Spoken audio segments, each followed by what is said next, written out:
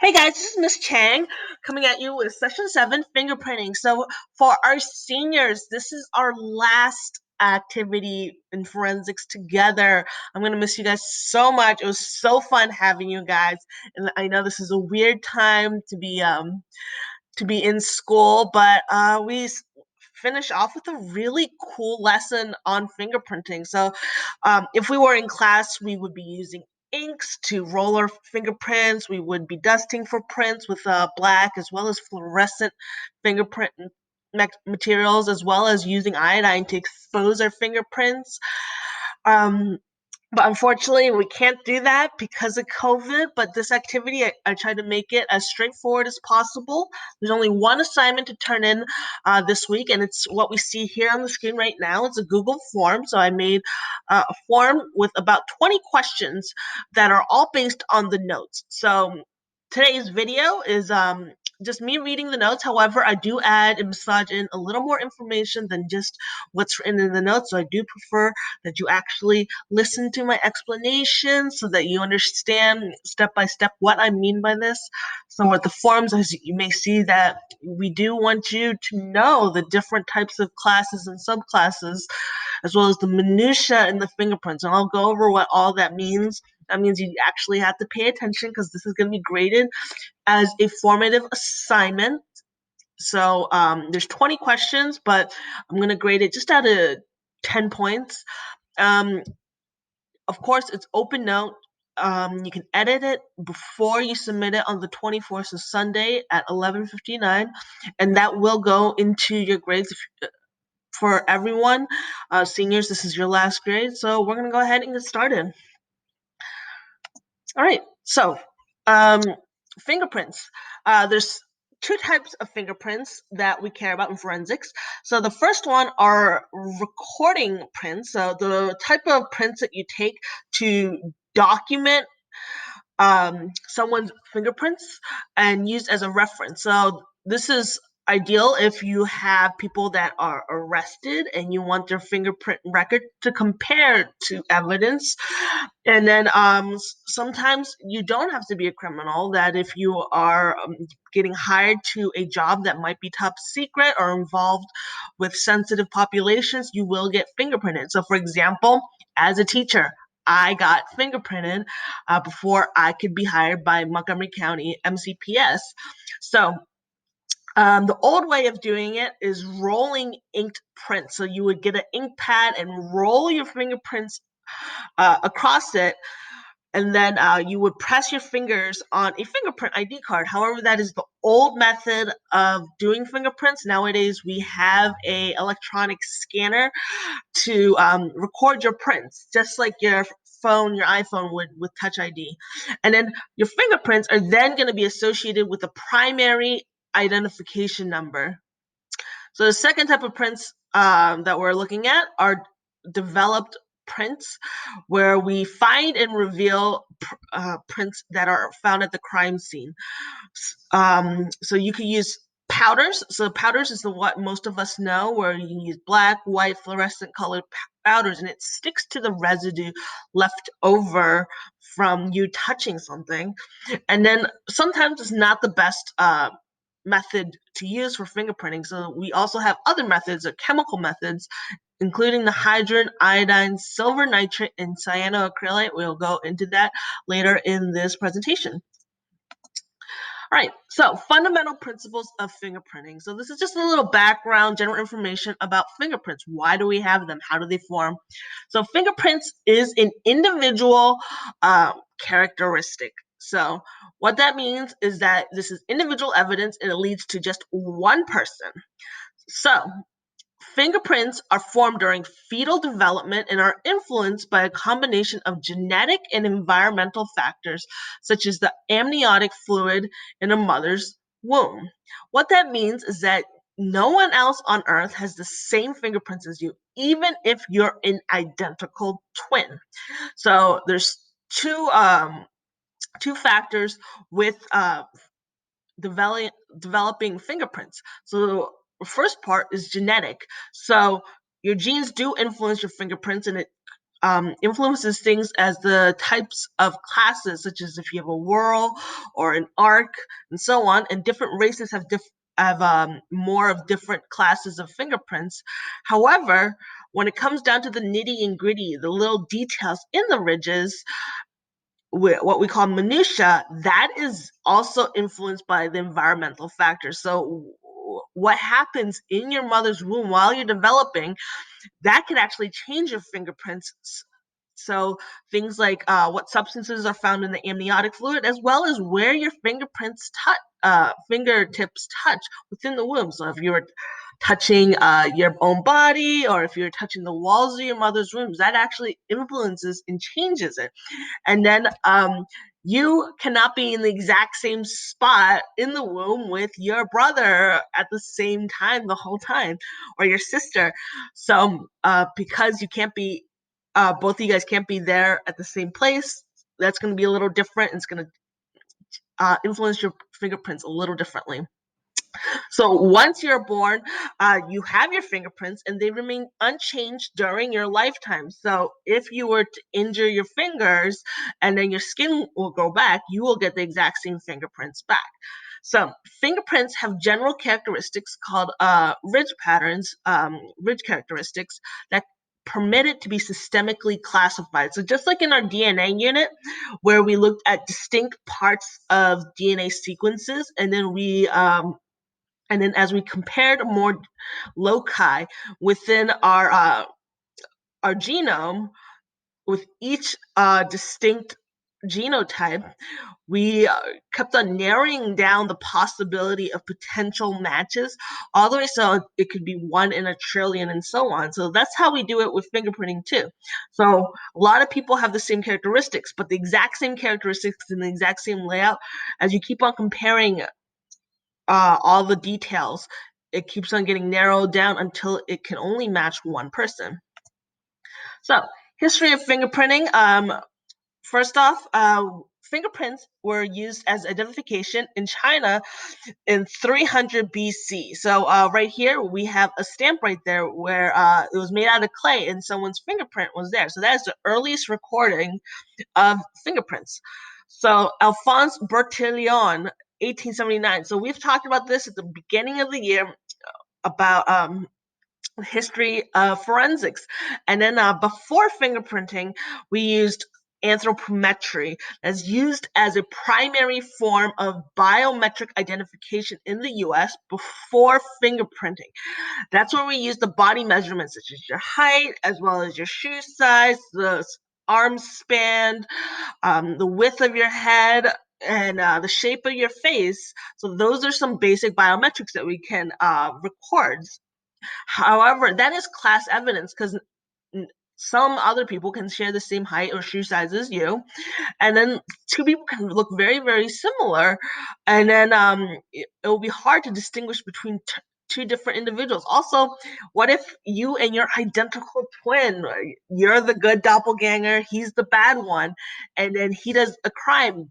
You don't deserve to be punished. So we want to actually narrow it down to the exact identical twin that may have been the criminal. So fingerprints are actually a little more specific than DNA.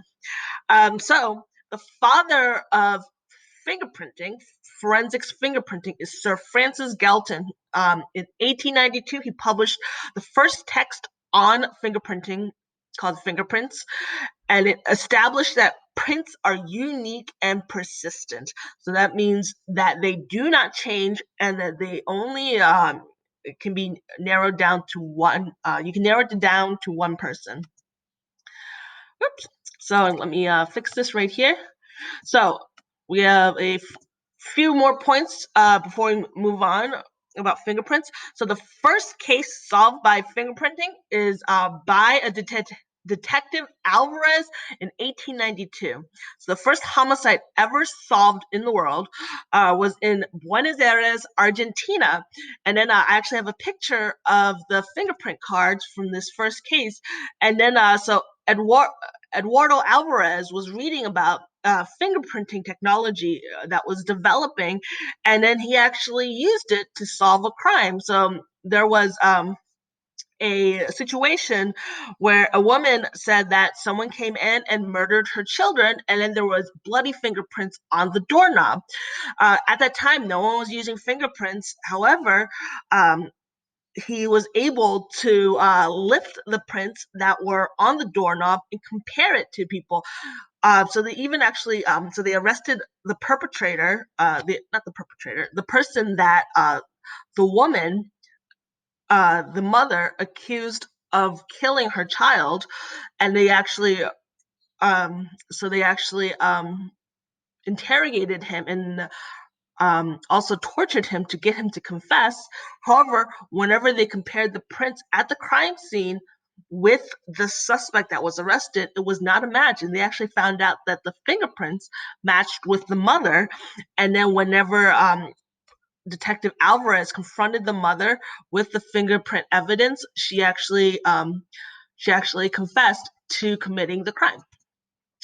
So, with that being said, next bullet point, we have Dr. Henry P. DeForest. 1902 is the first systemic use of fingerprints in the U.S. for the New York Civil Service Commission. So this is the first time we actually used it for official use. And then what led to widespread adoption of fingerprinting in the U.S. was the Will and William West case. So we've mentioned this before, but here we have the pictures. So we have Will on the top and William on the bottom. So it's 1903 in Kansas. So the details about this case is that we have two people that were arrested. So we have Will on top and William on the bottom. And then Will was already in the system in Kansas at the penitentiary. So whenever William was arrested, they booked him, and they're like, hey, don't we already have this guy? So they thought that maybe Will West may have escaped. And this is the exact same dude, especially since they actually have very similar names. So this guy was Will West, and then the other guy was William West. And then they went to Will's cell, and they noticed that he was there, and these two guys look remarkably alike, even though they're not related. So they were not brothers. So, and they looked at the measurements, and they found out that the measurements, such as height, face shape, and so on, were exactly identical. So it was hard to differentiate between the two. So that's whenever they realized we need to use fingerprinting to distinguish between people. So that's why we use fingerprinting today. All right. So in 1929, the FBI established the Indent Division. So this is where before computers, we actually had to have fingerprinting cards. So this one is from Ed Gein.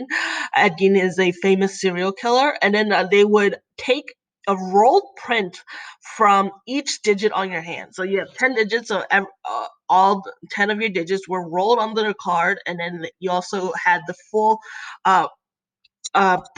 tips of your hands printed, and then they were filed by the FBI in a central location. However, this was a difficult process because to be able to compare fingerprints found at a crime scene with their records, they had to employ dozens of people to look through each fingerprint card one by one. And it took a lot of manpower. And as you keep on adding people to this record, it took longer and longer. And it was very tedious because you had to compare every single record one by one. So that's where AFIS comes into play. So this is also known as the Automated Fingerprint Identification System, which is a computerized system capable of reading, classifying, matching, and storing fingerprints for criminal justice agencies. So the FBI uses this. So thank you to computers, you don't need to hire dozens and dozens of people to do fingerprint comparison and analysis anymore. That we can compare fingerprints from a crime scene to the record that is all digitalized, and the computer itself will do the comparison for you. And it's used to establish identity identity of suspects in criminal cases, and also to identify unknown deceased persons. So if you don't know who the person is, just they don't have ID on the bottom, maybe they have their fingerprints in the system. All right, so the study of fingerprints is also known as dactyloscopy. So this is from the Greek dactyl and scopy. So dactyl means fingers and scopy means viewing. So this is the study of fingerprint identification. Police investigators are experts in collecting dactylograms, otherwise known as fingerprints. So look at here, we got a polydactyl cat. Polydactyl cat means they have many fingers. That's where dactyl comes from. Scopy, like microscope, looking at tiny things. And so dactyloscopy is fingerprint identification. All right. All right, so with fingerprint identification, you need to be able to identify certain patterns. So the first general pattern we have is looking at something called fingerprint classes. So all fingerprints fall under 3 specific classes of fingerprints based on their visual pattern. So each group is divided into smaller groups as seen in the list below. So the 3 classes, the first one are your loops, second one are your whorls, and last but not least, we have our arches. So 3 specific classes: loops, whorls, and arches. And underneath each of these classes, we have subclasses. So for loops, we have the 2 subclasses right here. Let me show you. We have the radial loop and ulnar loop, and it depends on which side of the finger does the loops open in. We have whorls, and this is based on the circles that are created by the whorls. So we have quite a few different whorls. We have the plain whorl, the central pocket whorl, the double loop whorl, and the accidental whorl. And then last but not least, we have arches. So we have 2 different types of arches, a plain arch as well as a tented arch. All right, factoid time. 60% of people have loops, 35% have whorls, and only 5% have arches. So one of the questions that we have on the Google Sheets feedback is for you to actually just look at your own fingers. Do you have any loops? Do you have any whorls? Do you have arches? Just check every box that you have. So just looking at my own fingers, I've done this for the last 4 years, and I still have to look at my own fingers. But I have a combination of loops as well as arches, but I don't have any whorls, interestingly enough.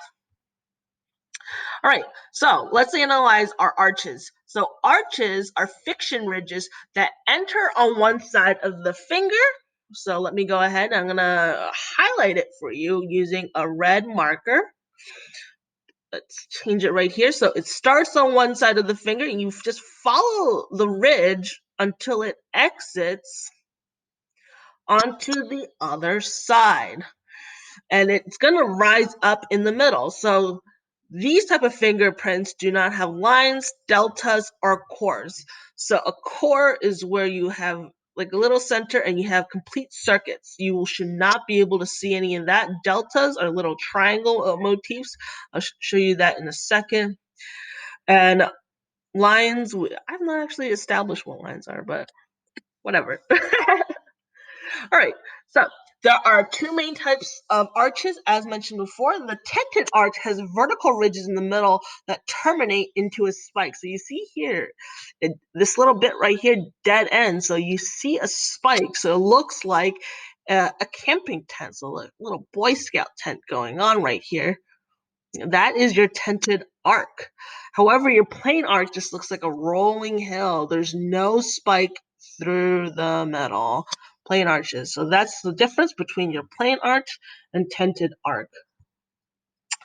The second class we have are loops. Loops must have one or more ridges that enter and exit from the same side. So here we can track our loop. So it starts on the right hand side for these loops, and it goes around, and instead of terminating on the opposite side, you could follow the same loop. I'm being messy right here, back to where it started from, so on the same side.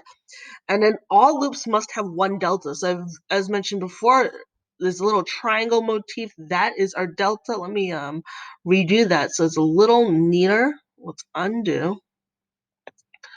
Right here, let's highlight it in yellow instead. So this is a delta. So a delta, so in Greek just means a triangle. So this is a delta, or like you could think about the delta of a river. You'll see this little triangle motif in a loop.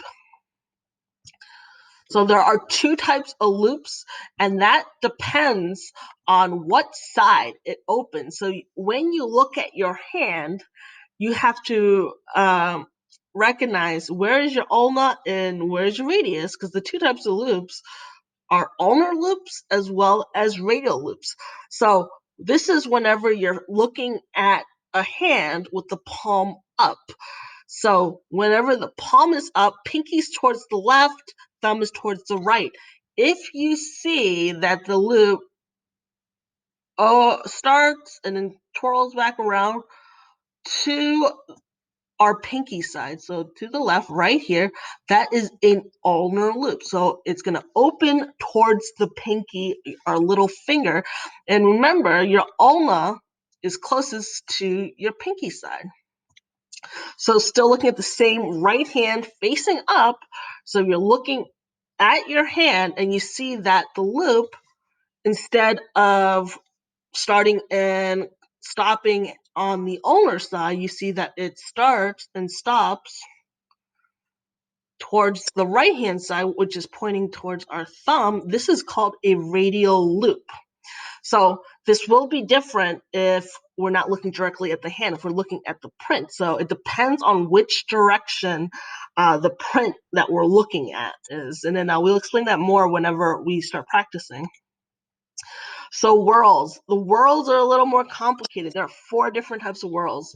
So the 2 most general types of whorls are plane and central pocket whorls, and they are known for having at least one ridge that makes a complete circuit. So it should make a circle. And they must have at least 2 deltas. So that triangle thing that you're looking for with the loops, instead of 1, you see 2 of these deltas. Let me do that one again. Undo. Right here, that's your delta, and right there, that is your delta. And that's going to be important for you to distinguish the difference between your plane or central pocket whorls. So a double loop whorl is made of 2 loops. So back there, back on the last page, you either had ulnar or radial loops. Ulnar loops opened up towards your pinky, radial loops opened up towards your thumb. However, if you look at this one, this looks like a little yin-yang. Well, this one opens towards the right. However, you have this loop that opens towards the left. So if it opens towards the left and the right and it looks like a yin-yang, that's the double loop whorl. Last but not least is this weirdo here called the accidental whorl. An accidental whorl is a pattern not covered by the other categories.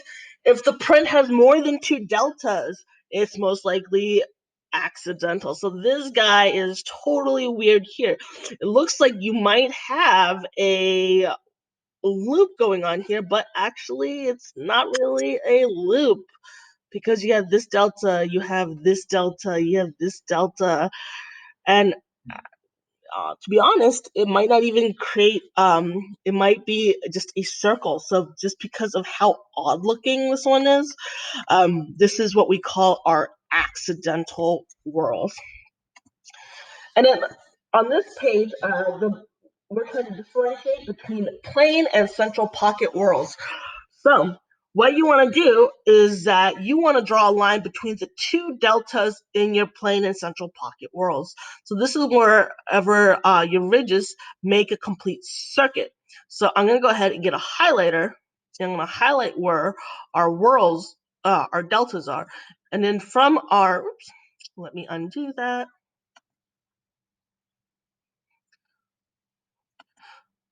Right there. Oops. Right there. So we have our 2 deltas, and from the middle of each delta, let me highlight this one too, you're going to draw a straight line through the two deltas. If you see some of the curved ridges from your circuit touch the line, it is a plane whirl. So right here, where you see this circuit that is in the circle on the right, either touch or cross this line that you drew between the two deltas, that is a plane whirl. So the circles seem to be bigger. However, whenever you draw that line between your two deltas and the circles do not touch or intersect this line, this is called a central pocket whirl. It looks like the circuits are a lot smaller. All right, so now after we talked about the 3 classes and the 8 different types of subclasses, we're going to look into more detail. Now we're looking at minutia. So our ridge characteristics.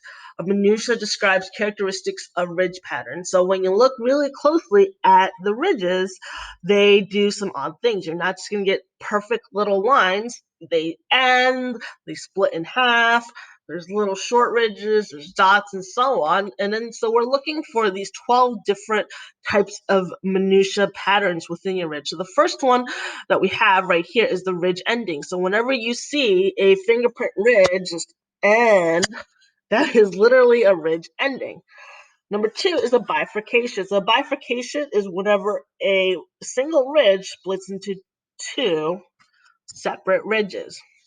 So for number 3, a dot is exactly what it sounds like. It is going to be a speck in your fingerprint. And 4 is the island or short ridge. So if you see a short ridge, so a little ridge that starts and stops in the fingerprint, I would say, I don't know, it could be a millimeter long. It could be, I don't know, probably half a centimeter long. If you see a short line that starts and stops, that is our island or short ridge. And then if you see a ridge that opens up and forms a little pocket and then closes back up, that is called our lake or enclosure. So it forms a little lake. Next one, number 6, we have the hook or the spur. So if you see a ridge and then there's a little guy just popping out from the bottom, or it can be from the top like this, that is our hook or our spur. 7, when you see 2 ridges, but there's a little short span crossing both of the ridges, that is called a bridge. Double bifurcation. So this is whenever you have a fork in the road, and then later down the road, it forks again. That is our double bifurcation, which is distinct from the trifurcation, where when it forks, it splits not into 2, but 3 different ways. Opposed bifurcations is whenever you have it, 2 separate ridges coming together into one ridge, and then it's going to split off again shortly.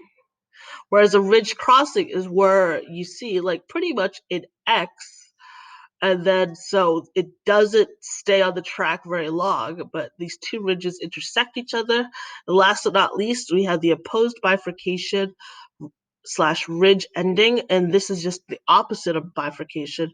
2 separate ridges come together to make one. So those are the 12 different minutia that we're looking at. So for fingerprint comparison, there are no legal requirements in the United States on the number of points. Generally speaking, criminal courts will accept 8 to 12 points of similarity.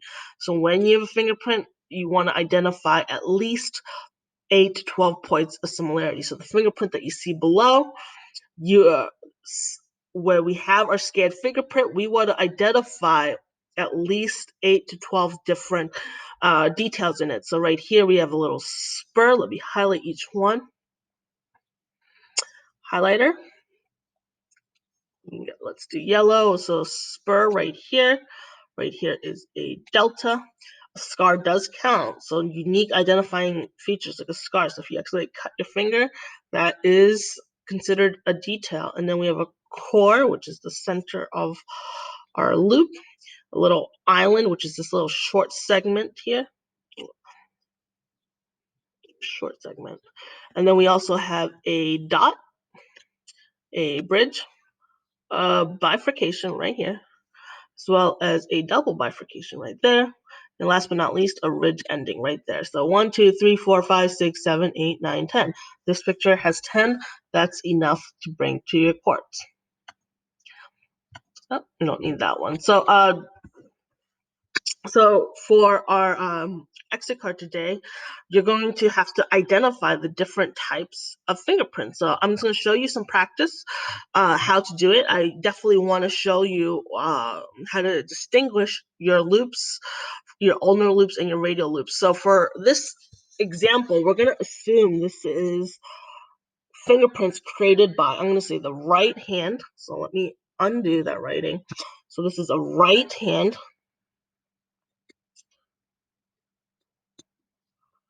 palm down. So these are prints that are created by someone's right hand with their palm down. So that's my ugly thumb, index finger, middle finger, ring finger, pinky finger. And then to the left with the thumb, that is our radius, and towards the pinky on the right is my ulna. So if it opens up towards the right like this is my radial loop. And if it opens up towards if it opens up to the left, that is a radial loop. And then if it opens up towards the right, sorry about that, like this, that is our ulnar loop. So looking at example 1, we have a loop here. So you see, you're going to follow at least one of these ridges. And if it creates a loop back to the same side, that is a loop. So now we need to identify if it is your radial or ulnar loop. So what'd be easy for you to do is that you actually put your hand on top, so your right hand on top, and you see that it points the opening where it starts and ends is towards my thumb side. So if it's towards our thumb side here, we're going to say this is our radial loop. So I'm going to write down radial loop.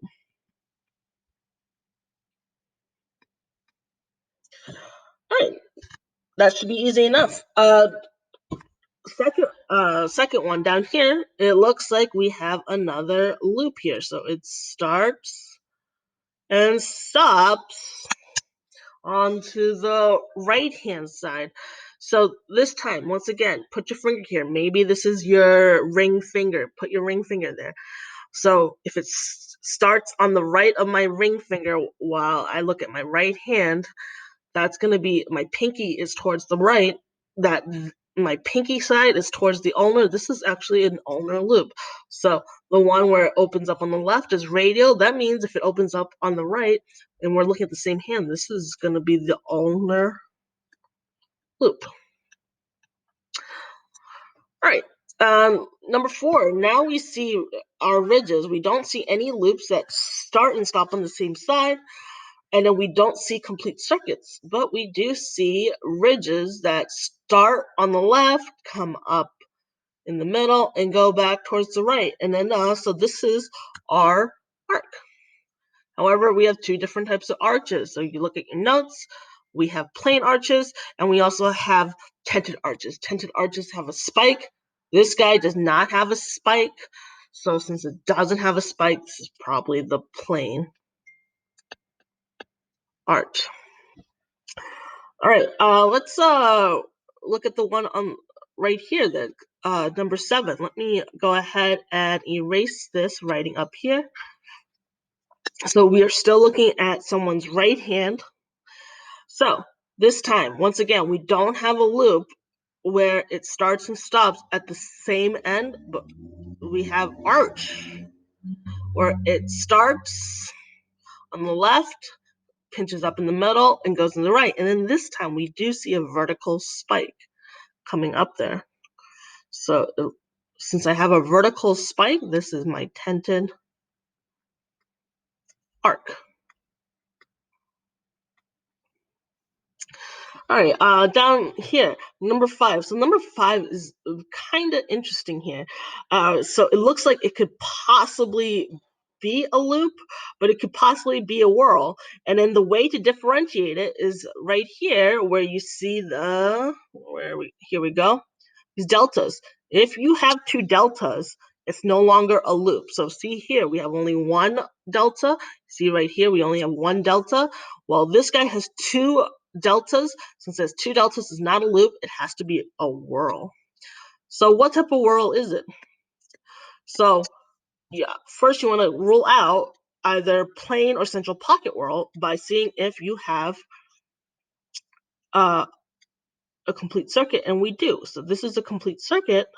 So now you want to see if that complete circuit crosses a line that you would draw between your two deltas. And then, so I'm going to try as neatly as I can to draw a straight line through the two deltas.